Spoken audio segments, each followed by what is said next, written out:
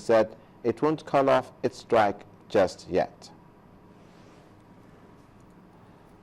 And that's it on the news at 10. Thank you so much for watching. I am Olumide Macaulay. From all of us here, you have a good night.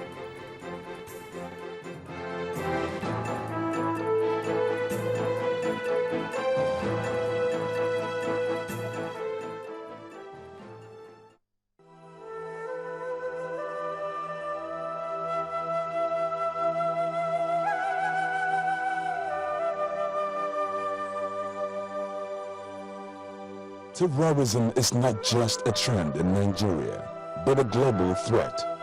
Therefore, as good citizens, let us support our president and the armed forces of Nigeria in fighting terrorism. For example, when 9/11 occurred in the United States, the Americans stood behind their president and their country. When terrorists attacked the United Kingdom, the citizens of the United Kingdom stood behind their prime minister and their country. Nigerians, let us unite irrespective of our political affiliations. Let us come together and support President Goodluck Jonathan and our armed forces. And win this war against terrorism. This message is brought to you courtesy Transformation Ambassadors of Nigeria. Down for One Vision, Nigeria.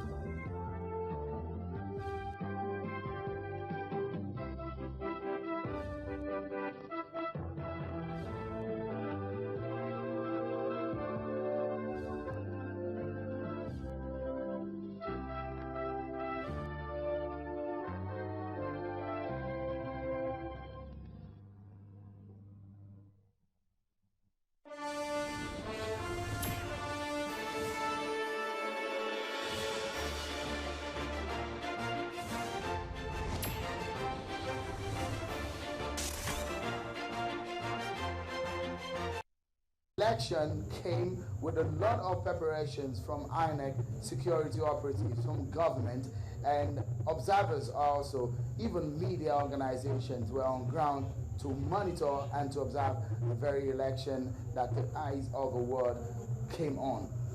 Well, on August 9th, 2014, the people of Osun State marched to the polling booth to vote for their governor.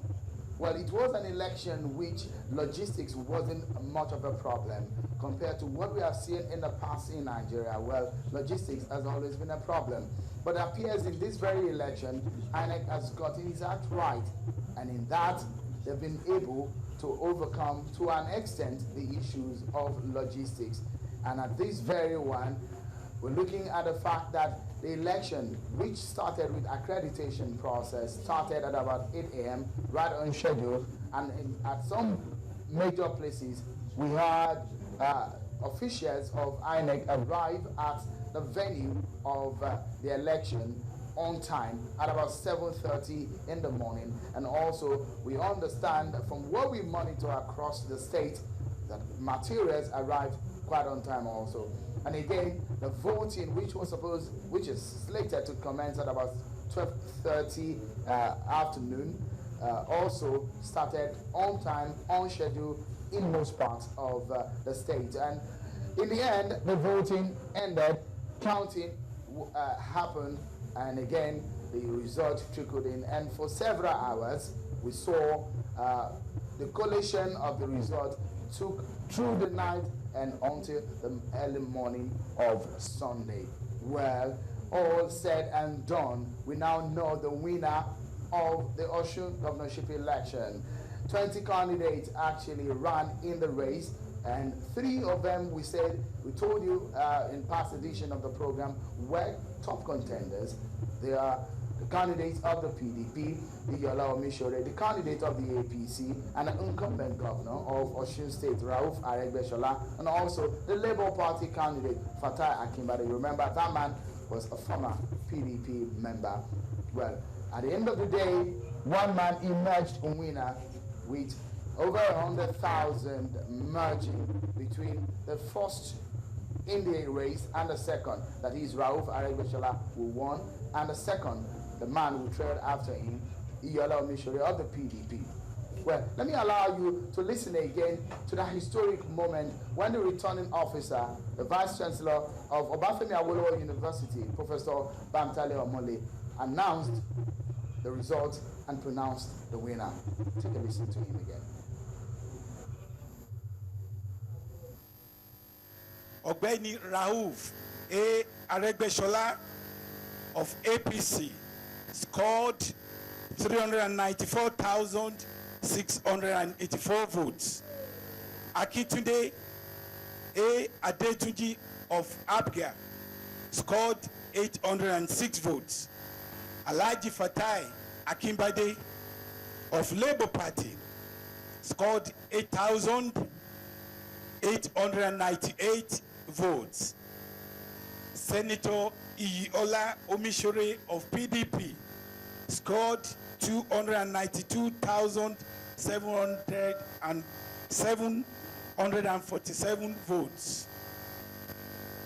But following from this, Ọ̀gbẹ́ni Rauf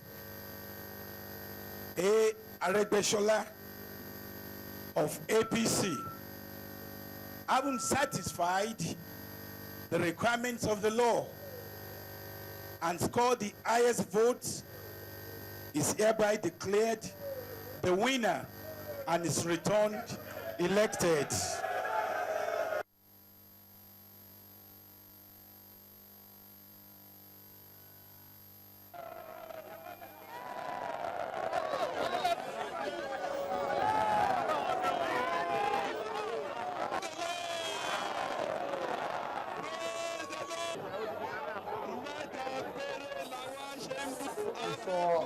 On the streets of Osun State, in fact, we understand that in some parts of Osun State, especially in places like Ilesha,